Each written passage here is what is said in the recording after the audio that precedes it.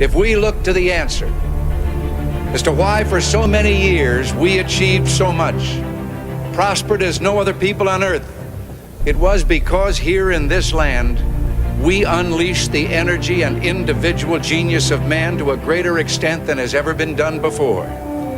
Freedom and the dignity of the individual have been more available and assured here than in any other place on earth. The price for this freedom at times has been high, but we have never been unwilling to pay that price. Those who say that we're in a time when there are no heroes, they just don't know where to look. The sloping hills of Arlington National Cemetery, with its row upon row of simple white markers bearing crosses or stars of David, they add up to only a tiny fraction of the price that has been paid for our freedom. Each one of those markers is a monument to the kind of hero I spoke of earlier.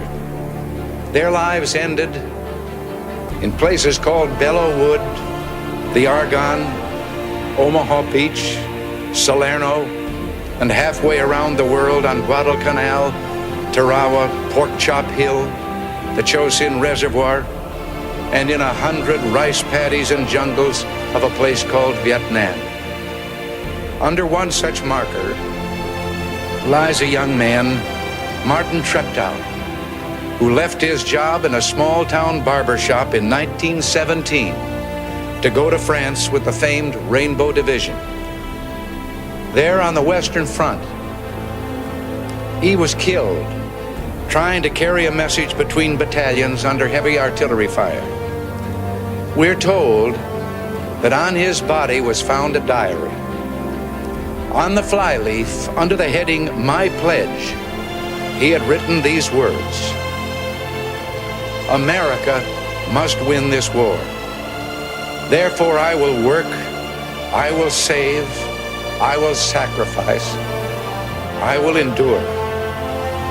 I will fight cheerfully and do my utmost as if the issue of the whole struggle depended on me alone." We must realize that no arsenal or no weapon in the arsenals of the world is so formidable as the will and moral courage of free men and women. It is a weapon our adversaries in today's world do not have. It is a weapon that we as Americans do have. Let that be understood by those who practice terrorism and prey upon their neighbors. As for the enemies of freedom, those who are potential adversaries, they will be reminded that peace is the highest aspiration of the American people. We will negotiate for it, sacrifice for it. We will not surrender for it now or ever. We are Americans.